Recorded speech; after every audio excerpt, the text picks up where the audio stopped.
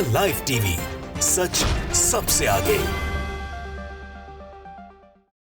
नमस्कार, मैं हूं रंजीत झा और आप देख रहे हैं द लाइव टीवी। गजा के सपोर्ट में यमन के हूथियों ने जो जंग छेड़ी है अब वह भयावह होती जा रही है, क्योंकि यमन के हूथियों पर अब अमेरिका समेत यूरोप के कई देशों ने ग्रुप बनाकर अटैक कर दिया है। और इसके बाद फिर से दुनिया एक और बड़ी जंग लाल सागर में देखने जा रही है, क्योंकि लाल सागर में यमन के हूथियों का दबदबा है और यहां पर अब अमेरिका ने इजराइल की सुरक्षा में अपने वॉरशिप तैनात किए थे, यमन के हूथियों पर हमला भी कर दिया, जिसके बाद दुनिया भर की नजर वहीं टिक गई। और अब जो बड़ी खबर सामने आ रही है उसके मुताबिक रूस ने भी यमन की जंग में अपना स्टैंड क्लियर कर दिया है। रूस के पुतिन ने खुले तौर पर अमेरिका समेत पूरे यूरोप की कड़ी निंदा की है और चेतावनी भी जारी कर दी है। उन्होंने कहा कि हम लोगों के दस्तावेज का गलत दुरुपयोग करके अमेरिका ने यह घटिया चाल चली है और यमन के हूथियों पर हमला किया है, जो कि सरासर गलत है। दुनिया के कई देशों ने प्रतिक्रिया दी है। हमारे पास रिपोर्ट है, हम अल जजीरा की रिपोर्ट के मुताबिक और भी कुछ वेबसाइट की रिपोर्ट के मुताबिक तमाम खबरों को आपके सामने रखने जा रहे हैं। लेकिन रूस ने अपना स्टैंड क्लियर करके बता दिया है कि अमेरिका के लिए भी टेंशन कम नहीं होने जा रही है। तो सबसे पहले जरा देखिए वाजिद खान ने क्या जानकारी दी है। ट्वीट में रूस के राष्ट्रपति व्लादिमीर पुतिन की तस्वीर है और इसे शेयर करते हुए वाजिद ने लिखा है, यमन में हूथियों पर अमेरिका और ब्रिटेन के हमले के बाद रूसी राष्ट्रपति पुतिन ने यमन में हमले के खिलाफ यूरोप को चेतावनी दी है। पुतिन की तरफ से उनके विदेश मंत्रालय से जो प्रतिक्रिया आई है वो हम आपको बताने जा रहे हैं, लेकिन जरा गौर कीजिएगा, पुतिन का स्टैंड हमेशा से अमेरिका के खिलाफ रहा है, इजराइल के भी खिलाफ रहा है। रूस ने चेतावनी भी इजराइल को दी थी कि गजा पर अगर हमला नहीं रोका गया तो गजा के साथ खड़े होकर इजराइल पर रूस हमला करेगा, और अमेरिका उससे घबरा गया था। अमेरिका ने अपने सेना भी इजराइल में खड़े कर दिए थे, अपने युद्धपोत से लेकर बड़े बड़े टैंक लगा दिए थे, लेकिन रूस अभी तक खामोश बैठा रहा। वो स्थिति को भांप रहा है, युद्ध रोकने के लिए कई बार अपनी ताकत का भी इस्तेमाल सुरक्षा परिषद में कर चुका है, लेकिन इसके बावजूद भी अभी भी गाजा और इजराइल की जंग जारी है।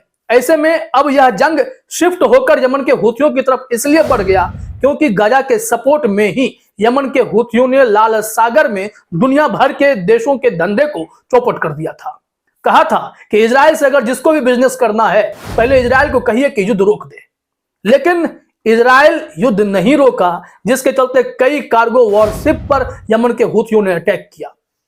करीब करीब बताया जा रहा है कि 27 हमले किए गए, कई जहाजों को ध्वस्त कर दिया गया, और जो सबसे लेटेस्ट हमला यमन के हूथियों ने किया वो अमेरिका के ही युद्धपोत पर था, वॉरशिप पर अटैक किया। उसके क्रू तक को समुद्र में डुबा दिया गया, जिससे अमेरिका बौखलाया और जोरदार पलटवार कई देशों के साथ मिलकर किया, जिसमें यूरोप से यहां नाम आया, जर्मनी है, नीदरलैंड है, ऑस्ट्रेलिया है, ब्रिटेन है, ये सब मिलकर के यमन के हूथियों पर हमला करने लगे।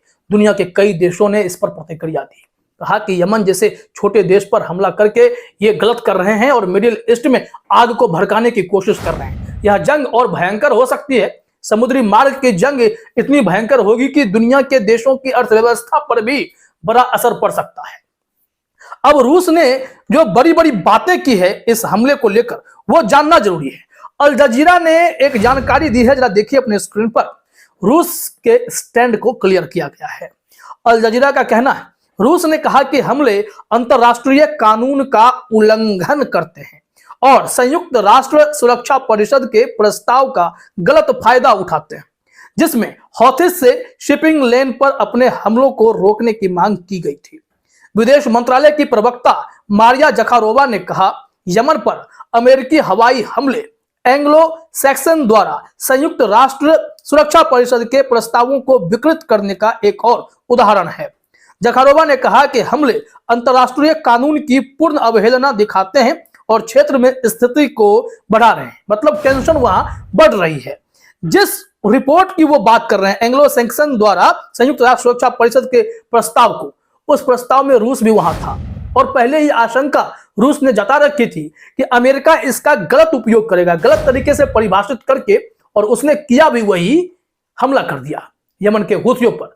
दरअसल अमेरिका का ईगो हर्ट हुआ कि वो इतना ताकतवर देश है, यमन के हूथी जैसे छोटे संगठन कैसे अमेरिका पर अटैक कर सकते हैं, कैसे अमेरिका की तरफ आंख उठाकर देख सकते हैं। लेकिन उन्हें पता नहीं है, या पता भी है, कि ईरान जैसा देश भी जो काफी ताकतवर है वो यमन के हूथियों के साथ खड़ा है। और अब रूस ने जिस तरीके से चेतावनी दी है उससे मामला और भी संगीन होता जा रहा है कि कहीं रूस यमन के हूथियों की तरफ से अमेरिका पर ना अटैक कर दे। बहुत बड़े हालात बिगड़ने वाले हैं, दुनिया एक और बड़े जंग की तरफ बढ़ रही है। मिडिल ईस्ट अगर इकट्ठा हो जाए और रूस भी साथ दे दे तो समझिए अमेरिका की मुसीबत बढ़ सकती है और इजराइल की नींदें भी हराम हो सकती हैं। इस संबंध में एक और रिपोर्ट हम आपको दिखाते हैं, रूस के ही स्टैंड को बताया गया है, फिर हम बताएंगे कि फ्रांस का क्या कहना है। लेकिन पहले जरा गौर कीजिए, स्पष्ट रूप से प्रतिक्रिया दी गई थी। AA.com पर रिपोर्ट है कि रूस ने यमन पर ब्रिटेन अमेरिका के हमलों की कड़ी निंदा की। और जिस प्रस्ताव की बात की जा रही है वो प्रस्ताव जरा ध्यान से समझिएगा कि कैसे दुरुपयोग हुआ है। मॉस्को से रिपोर्ट है, क्योंकि प्रेस कॉन्फ्रेंस रूस के तरफ से वहीं में हुई है। लिखा हुआ है, रूस ने शुक्रवार को यमन के हौतीस पर अमेरिका और ब्रिटेन द्वारा रात भर किए गए हवाई हमलों की कड़ी निंदा की। जहाजों पर हौथी हमलों के खिलाफ अमेरिका प्रायोजित संयुक्त राष्ट्र सुरक्षा परिषद के प्रस्ताव पर इस सप्ताह की शुरुआत में चर्चा के दौरान रूस की चिंताएं व्यक्त की गई हैं कि दस्तावेज की गलत व्याख्या की जाएगी और अवैध कार्यों को उचित ठहराने के लिए इसका इस्तेमाल किया जाएगा। विदेश मंत्रालय की प्रवक्ता मारिया जखारोवा ने बताया, यह मॉस्को में प्रेस कॉन्फ्रेंस हुआ था और विदेश मंत्रालय की प्रवक्ता की तरफ से जो बयान अभी आप समझ रहे हैं कि जो संयुक्त राष्ट्र सुरक्षा परिषद में बैठक हुई और उसमें दस्तावेज का गलत दुरुपयोग, गलत तरीके से इस्तेमाल करते हुए हमले की अनुमति लेने जैसा माहौल बनाया गया, जबकि यह अंतरराष्ट्रीय नियमों का सघन उल्लंघन बताया गया है। जरा देखिए आगे कहा जा रहा है, उन्होंने जोर देकर कहा, हमारे डर की पुष्टि हो गई है, जिस बात की आशंका थी उसकी पुष्टि हो गई है कि लाल सागर पर संयुक्त राष्ट्र सुरक्षा परिषद में अमेरिका का रुख क्षेत्र में तनाव को और बढ़ाने का एक बहाना मात्र है। हम अमेरिका और उसके सहयोगियों के कार्यों की कड़ी निंदा करते हैं। अब यह देखिए, जंग बड़ी होगी, निश्चित तौर पर बड़ी होगी। रूस की प्रतिक्रिया एकदम स्पष्ट है कि वो अमेरिका के काम से खुश नहीं है। ये अमेरिका बहुत होशियार है। इजराइल जैसे छोटे लेकिन ताकतवर देश बनाने के पीछे अमेरिका का ही हाथ है कि भाई इजराइल को 81% अगर हथियार की जरूरत पड़ेगी तो वो अमेरिका देगा। अब इसे जरा सोचिए कि परिस्थिति क्या है। एक तरफ यूएन में आकर कभी कभी अमेरिका कहता है कि भाई गजा पर हमला रोक दीजिए, ये गलत है, लेकिन दूसरी तरफ कहता है कि इजराइल को जितने हथियार की जरूरत होगी हम देंगे। तो ये डबल फेस्ड अमेरिका इस वक्त साफ तौर पर दिख रहा है कि वो खुद अपने ईगो पर लेकर यमन के हूथियों पर भी हमला कर रहा है, क्योंकि हूथी गजा का सपोर्ट करते हैं। अमेरिका का चाल चरित्र चेहरा स्पष्ट है, रूस इसे पकड़ चुका है। अब सुरक्षा परिषद की बैठक में भी कुछ इसी तरीके के काम किए गए हैं।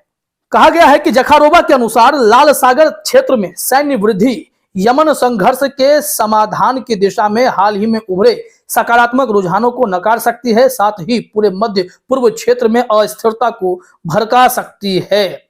और जिस बैठक की बात की जा रही है, सुरक्षा परिषद की बैठक की, उसको लेकर जो आशंका थी उस आशंका को भी जरा देख लीजिए। लिखा गया है कि उन्होंने जोर देकर कहा, जैसा कि हमने चेतावनी दी थी, अपनी आक्रामकता को सही ठहराने के लिए एंग्लो सैक्सन संयुक्त राष्ट्र सुरक्षा परिषद के प्रस्ताव 27-22 का उपयोग करने की कोशिश कर रहे हैं, जिसे लाल सागर में नेविगेशन की सुरक्षा सुनिश्चित करने के बहाने एक दिन पहले अपनाया गया था। अब अंतर्राष्ट्रीय कानून के विपरीत अमेरिकी लंबे समय से ऐसे बिल्कुल बेईमान तरीकों का इस्तेमाल कर रहे हैं। ये खुले तौर पर रूस का विरोध है। इसके साथ ही साथ जरा फ्रांस की टिप्पणी को भी आप देख लीजिए। यहां पर फ्रांस ने कहा है, फ्रांस ने लाल सागर में वाणिज्यिक जहाजों पर हौथी हमलों की अपनी निंदा की पुष्टि की और उन्होंने तत्काल रोकने का आह्वान किया। फ्रांसीसी विदेश मंत्रालय ने एक बयान में कहा, उन सशस्त्र कार्रवाइयों के साथ हौथी के क्षेत्र में तनाव बढ़ने की बेहद गंभीर जिम्मेदारी बढ़ती जा रही है। जिम्मेदारी वो लेते हैं, लेकिन कह रहे हैं कि इसे जल्दी से खत्म कीजिए, यह सही नहीं है। तो कुल मिलाकर रूस का स्टैंड अमेरिका की नींदें उड़ा देने के लिए काफी है। फिलहाल इस वीडियो में इतना ही। आप सभी का हमसे जुड़ने के लिए बहुत बहुत धन्यवाद।